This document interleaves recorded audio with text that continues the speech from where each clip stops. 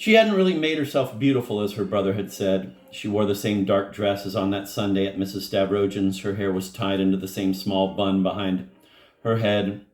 Her long, scrawny neck was bare. The costly black shawl that Mrs. Stavrogin had given her was neatly folded and lay beside her on the sofa. She was powdered and rouged as usual. Stavrogin had stood there watching her for perhaps a minute when she suddenly woke up as if she felt his look upon her. She opened her eyes and sat up straight, but her visitor must have been thinking or feeling something strange.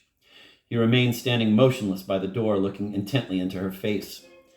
His look may have been excessively stern. Perhaps it expressed disgust or even a wicked pleasure at having frightened her.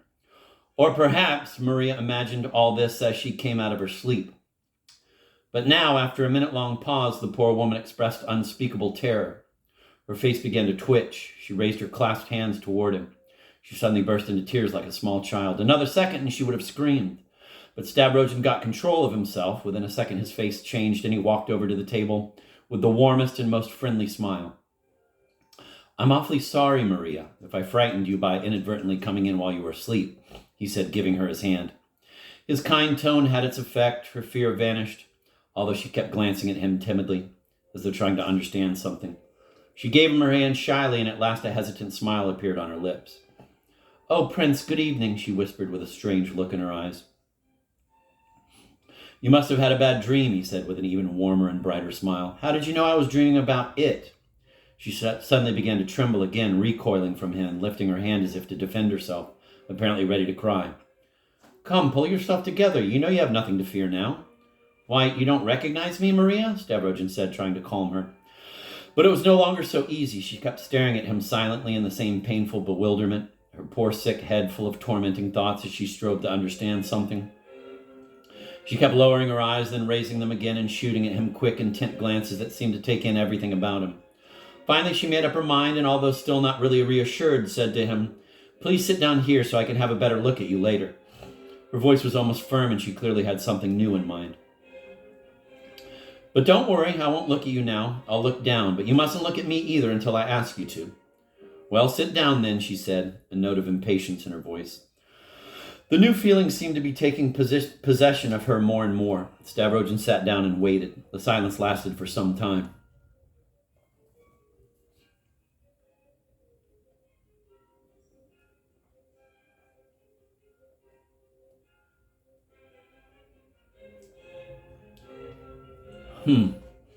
It's all very strange," she muttered at last in a tone that sounded almost disgusted. "Of course I'm upset by those horrible dreams, but still. Why did you have to appear in that form in my dream?" "All right, but let's leave your dream for the moment," he said, turning toward her despite her request. For a split second, his earlier expression seemed to flash in his eyes. He realized that although she was longing to look at him, she was forcing herself to keep looking down. "Listen, Prince," she said, suddenly raising her voice. "Listen now." "What is all this comedy?" he said impatiently. "Why do you turn away and avoid looking at me? What's it all about?"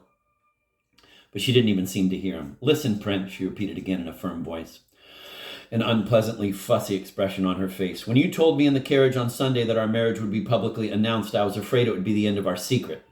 Since then, I've been thinking about it all the time, and I see now that I won't be up to it. I suppose I could manage to dress decently and be a possible hostess, for it's really no great feat to have people for tea, especially if you have servants, but still, how would it look to others? That Sunday, I noticed a lot in that house. There was that pretty young lady who kept looking at me, especially after you came in. For it was you who came in then, wasn't it? Her mother is nothing but a ridiculous little old society lady. And my Lebyedkin, he also gave quite a performance. I only stopped myself from laughing by looking at the ceiling. There are beautiful patterns on that ceiling over there. His mother should be a mother superior, although she gave me this shawl. I'm still afraid of her. I'm sure all those people got a strange impression of me, and I don't blame them. How could they accept me as one of them? Of course, a countess needs only moral qualities. No need for her to be a good housewife with all the servants she has under her. And yes, she needs some sort of refined ways, too, to receive foreign travelers. Nevertheless, on that Sunday, they found me quite hopeless, except for Dasha. She's an angel. But I'm terribly afraid they might hurt his feelings by some careless remark about me." "Don't be afraid and stop worrying," Stavrogin said, his mouth twisting. But then I wouldn't mind too much even if he was a bit ashamed of me, for there'll always be more pity than shame in him. He can judge each man for what he is, and he knows that they have more claim to pity than I do. It sounds as though you resent them a great deal, Maria. Who, me? No, she laughed frankly. I wasn't offended in the least. I looked at the lot of you and saw you were all angry at one another and quarreling, and I said to myself, there are people who get together and don't know how to have a good time and enjoy themselves.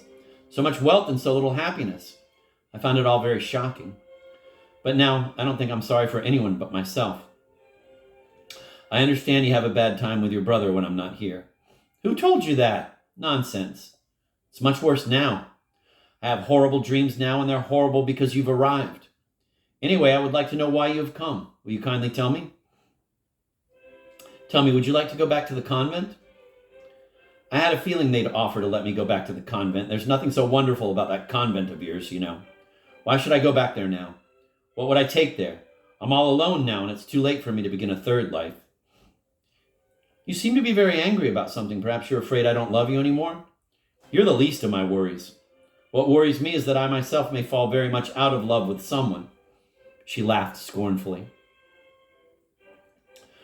I must have displeased him extraordinarily, she suddenly added, as if talking to herself. Only I can't think what I did wrong, and that will haunt me as long as I live. I've lived for 5 full years afraid that I was guilty of something before him. I've prayed and kept thinking of my great guilt before him, and then it turned out that it was true. That what was true? I'm afraid that perhaps there's something on his part, she went on, either not hearing or ignoring his question. Again, how could he get involved with such a third-rate crowd? The Countess would have gladly torn me to pieces, although she did invite me to ride next to her in her carriage. They're all against me. It is possible that he is too. Is it possible he has betrayed me? Her lips and chin began to tremble. Listen, have you read about Grishka Otrepyev, the pretender, the false czar, whom they anathematized in 7 cathedrals? Stavrogin didn't answer. You know, I think I will turn and look at you now, she said, apparently having made up her mind suddenly. Look at me too, and please look very closely. I want to be really sure at last. I've been looking at you all this time. She said, examining him intently. You've put on a lot of weight. She was about to say something else, but suddenly terror again distorted her features, and she reeled back, raising her arm as if to ward off a blow. What's the matter with you anyway? Stavrogin cried, almost beside himself with irritation. Her fright lasted only an instant, and her face twisted into a strange, suspicious, and unpleasant smile. Please, Prince, rise and come in, she suddenly said in a firm and determined tone. Come in? Where am I supposed to come into? For 5 years, all I've done is imagine the way he would come in. Get up and go into the other room. I'll sit here as though I weren't waiting for anything. I'll be holding a book. At that moment, you'll enter, returning from a 5-year journey. I want to see what it'll feel like. Stavrogin gnashed his teeth and muttered something under his breath. That'll do, he said, slapping the table with the flat of his hand. I would like you to listen to what I have to say now, Maria, and I would appreciate it if you'd give me all your attention. After all, you're not completely mad, he blurted out in his impatience. Tomorrow I will announce that we are married, but you may rest assured you'll never have to live in palaces. Would you like to spend your life with me? Then it will be very far from here, in the mountains, in Switzerland. There's a certain spot there. Now, I promise you I'll never abandon you and never have you shut up in a lunatic asylum. I have enough money to live on without depending on anyone. You'll have a maid and you won't have to do any housework. You'll have anything you wish as long as I can possibly get it for you. You will be free to practice your religion, to come and go as you wish, to do whatever you like. I won't touch you. I'll always be there, in that spot, with you, if you so choose. I won't say a word to you as long as I live. If you wish, you may tell me your stories every evening as you did in Petersburg. But then, you must be prepared to spend all your life in that same place, and it's a bleak spot, I warn you. Well, is that what you want? It's up to you to decide. Are you sure you won't be sorry one day and torment me with your tears and curses?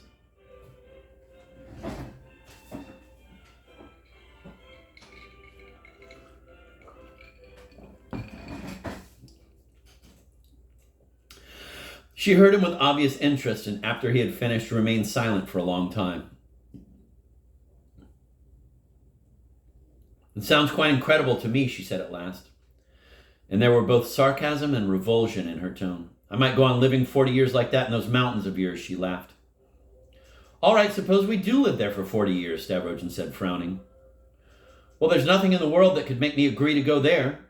You won't come, even with me? Why? Who do you think you are to imagine that I'd go with you? Sit with you for 40 years on a mountain. Just fancy that. I must say people have become very patient nowadays. No, I can't believe that my falcon has turned into an old owl. That's not the way my prince is, she concluded, proudly raising her head. He suddenly got an idea. Why do you call me prince? Whom do you take me for? He asked her quickly. Aren't you a prince? I've never been anything of the sort. You admit to my face, just like that you're not a prince? As I said, I've never been a prince. Good God, she said, clasping her hands. I expected anything from his enemies, but never such insolence, never. Is he alive? She asked threateningly, advancing on Stavrogin. Or have you killed him? Admit it. Whom do you take me for? He said, jumping up from the chair, his face distorted. But nothing could frighten her now. She sounded victorious. Who knows who you are or where you come from, but in my heart, deep down, I felt that some scheming was going on, and that's why I wondered, what does that blind old owl want with me? No, my good man, you're a very poor actor, even worse than my Lebyadkin is. Give my regards to the Countess and tell her to find someone a little better than you to send to me next time. Tell me, did she hire you? Has she given you a job in her kitchen to reward you? I see through all of you with all your tricks, you know? He seized her by the arm just above the elbow, but she kept laughing in his face. You do look a lot like him. You might even be related to him. Ah, they're smart all right, those people. The only difference is that my man is a handsome falcon and a prince, while you are an owl and a shopkeeper. My man, if he fancies, will bow down to God, and if he doesn't fancy, he won't. But you're the fellow who got slapped around by Shotzi. Ah, dear, nice Shotzi. My Lebyadkin told me all about it. And what were you so scared of then?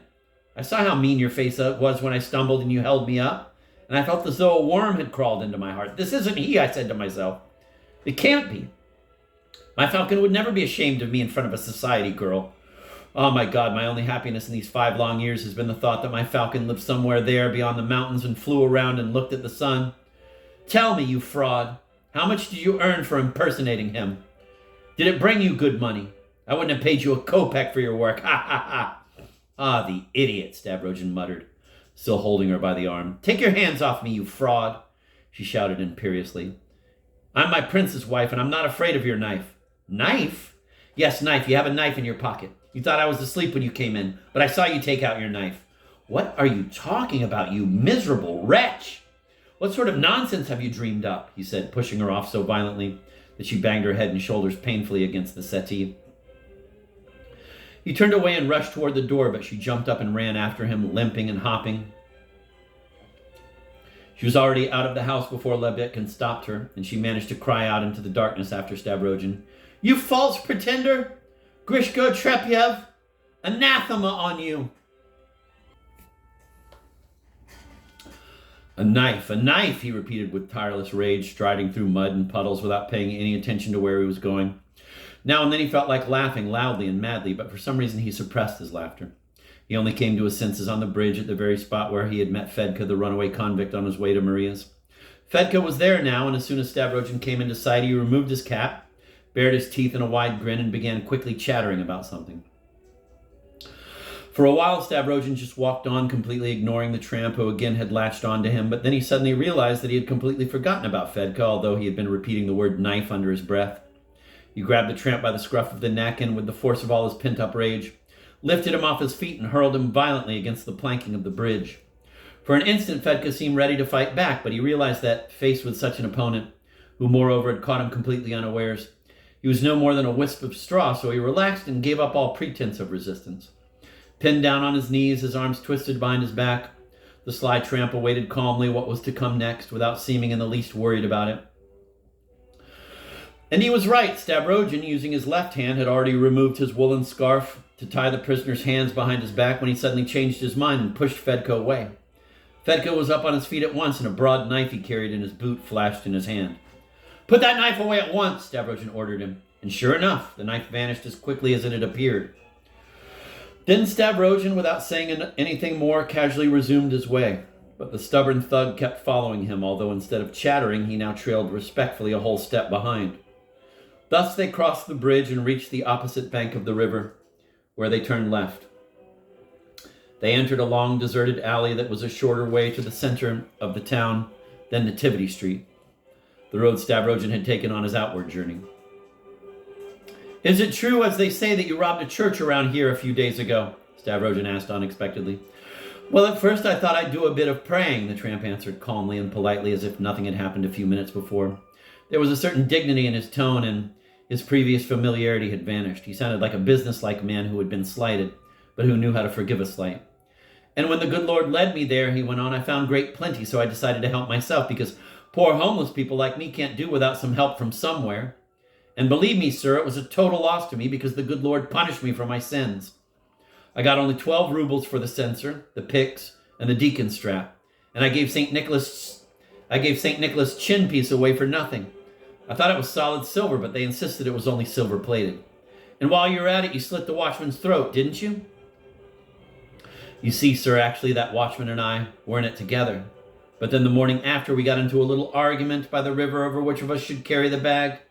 I sinned there, I admit, but it made it easier for him." "All right, go on knifing people, go on robbing."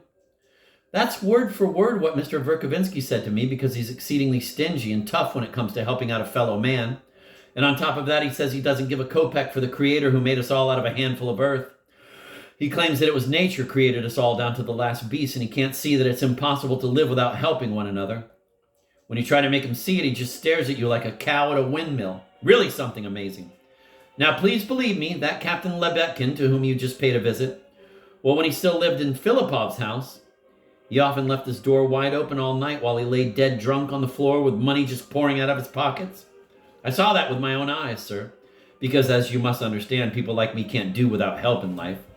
"You saw it with your own eyes? Did you drop in on him at night then?" "Maybe I did, sir, but no one knows about it." "Why didn't you slit his throat?" "I made some calculations, sir, and I restrained myself. I calculated that I could always figure on relieving him of 150 rubles or so. Why should I do a thing like that when I'm fairly sure to get maybe 1,500 rubles if I wait long enough? Because that Captain Lebetkin, I heard it from him with my own ears when he was drunk, was relying heavily upon your assistance. In fact, there isn't a tavern or a dive around here where he didn't explain everything to everyone present when he was in the state I mentioned, sir. So having heard it repeated from several sources, I also decided to place all hopes upon your honor. I feel the same about you, sir, as I would about my own father or my brother, and I will never say anything about you to Peter Verkovensky or to any living soul. So what do you say, your honor? Will you be kind enough to let me have those 3 rubles? You set my mind at rest, sir, by giving me an answer, sir, because in my position, as I told you, one can't do without a helping hand." Stavrogin laughed loudly. He took out his purse, in which he had maybe 50 rubles in small denominations, and threw Fedka a bill. Then he threw him another, and another, and a fourth. Fedka jumped around, trying to catch them as they fell. The bills were dropping into the mud. Fedka exclaimed, "Ah, ah, ah," as he snatched at them. Finally, Stavrogin tossed the whole roll of bills at him and, still laughing, walked off. This time Fedka didn't follow him. He remained behind, kneeling in the mud and searching for the scattered bills that were sinking in puddles or being carried off by the wind. For a full hour, his fitful cries of "ah, ah, ah" rose in the darkness. The duel. The next day at 2:00 in the afternoon, the proposed duel took place. The speedy outcome of the affair was furthered by Artemy Pavlovich Gaganov's indomitable desire to fight at all costs. He did not understand his adversary's conduct and was furious.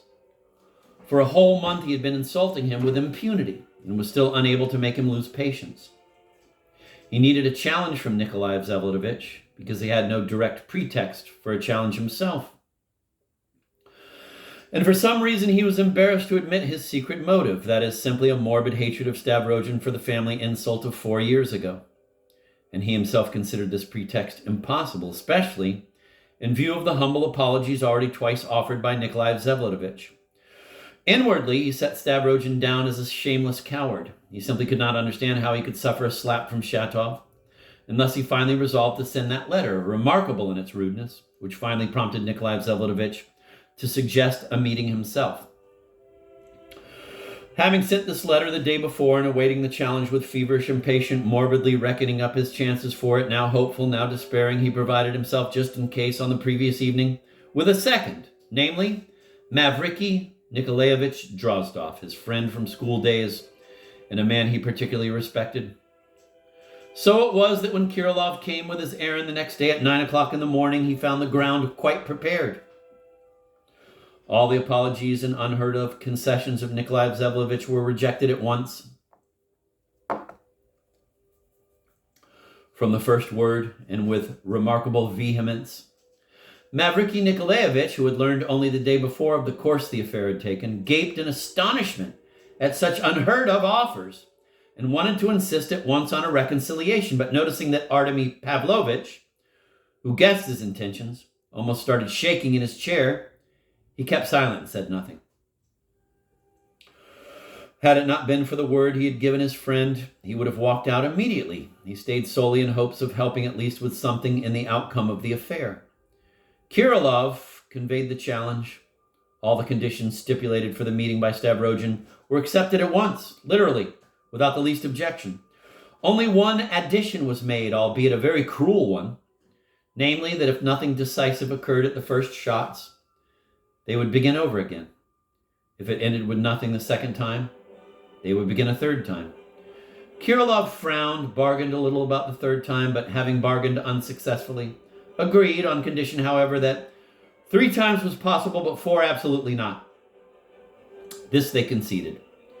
And so, at 2 o'clock in the afternoon, the meeting took place at Brakovo, that is, a little woods outside town, between Skvoreshniki on one side and the Shpigulins' factory on the other.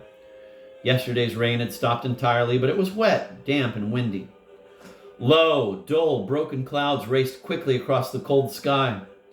The trees rustled densely and rollingly at their tops and creaked on their roots. The morning was very melancholy.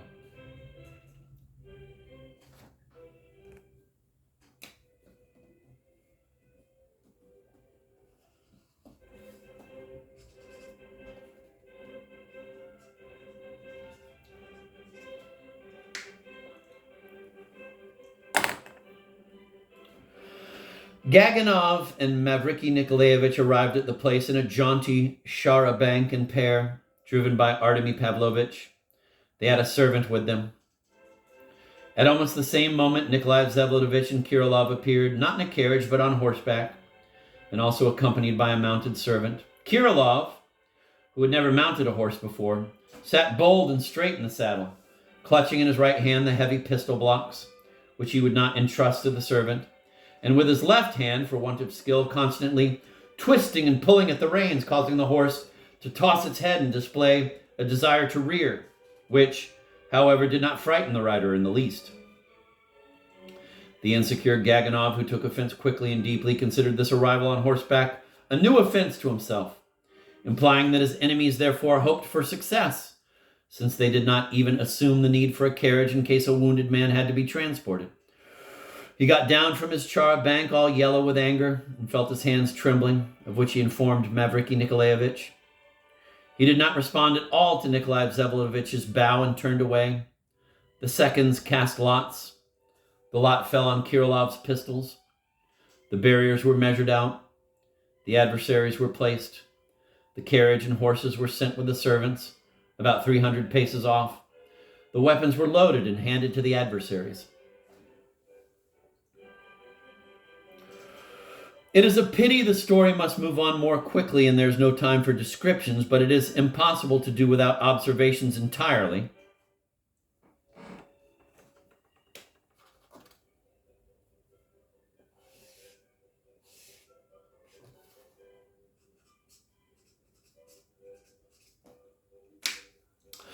Mavriky Nikolaevich was melancholy and preoccupied. Kirilov, on the other hand, was perfectly calm and indifferent, very precise in the details of the duty he had assumed, but without the least fussiness and almost without curiosity as to the fatal and so imminent outcome of the affair. Nikolai Vsevolodovitch was paler than usual, dressed rather lightly in an overcoat and a white beaver hat. He seemed very tired, frowned from time to time, and did not find it at all necessary to conceal his unpleasant mood. But the most remarkable one at that moment was Artemy Pavlovich. So that it is altogether impossible not to say a few words about him separately.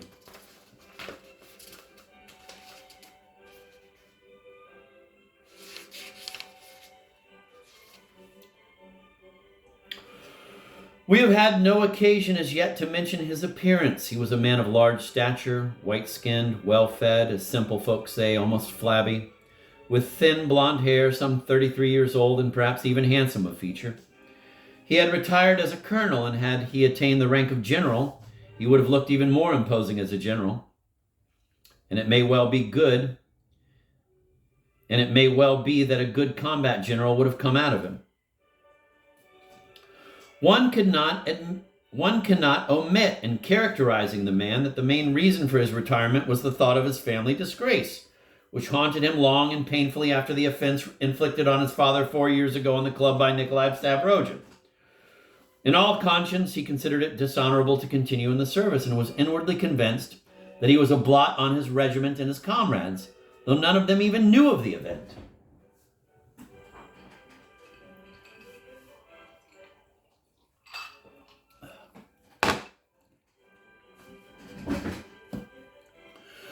True, once before he had also wanted to leave the service way back long before the offense and for a totally different reason, but he kept hesitating. Strange though it is to write it, this initial intention, or better, impulse, to retire came from the manifesto of February 19th on the emancipation of the peasants. Artemy Pavlovich, the wealthiest landowner of our province, who did not even lose very much after the manifesto, who, moreover, was himself capable of being convinced of the humanness of the measure and almost of understanding the economic advantages of the reform, suddenly, after the appearance of the manifesto, felt himself personally offended, as it were. This was something unconscious, like a sort of feeling, but all the stronger the more unaccountable it was. Before his father's death, however, he did not decide to undertake anything decisive. But in Petersburg, he became known for his noble way of thinking to many notable persons with whom he assiduously maintained connections.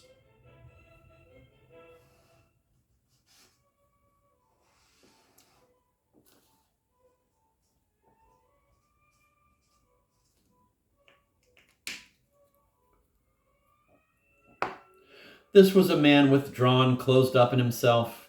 Another trait, he was one of those strange but still surviving Russian noblemen who greatly value the antiquity and purity of their noble lineage and are all too seriously interested in it. At the same time, he could not bear Russian history and regarded all Russian customs in general as somewhat swinish. Already in his childhood, in that special military school for wealthier and more aristocratic pupils, in which he had the honor of beginning and ending his education, certain poetic attitudes took root in him.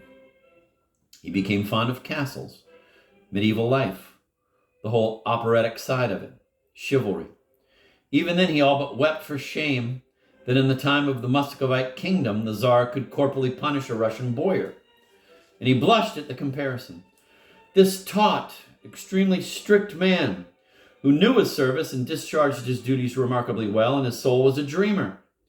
It was maintained that he could speak at meetings and had the gift of eloquence, yet he had kept silent in himself for all this 33 years. He bore himself with remarkable arrogance, even in that grand Petersburg milieu in which he had moved of late. His meeting in Petersburg with Nikolai Vsevolodovich, who had just returned from abroad, almost drove him out of his mind. At the present moment, standing at the barrier, he was in terrible anxiety. He kept fancying that the thing might somehow not take place after all. And the slightest delay sent tremors through him.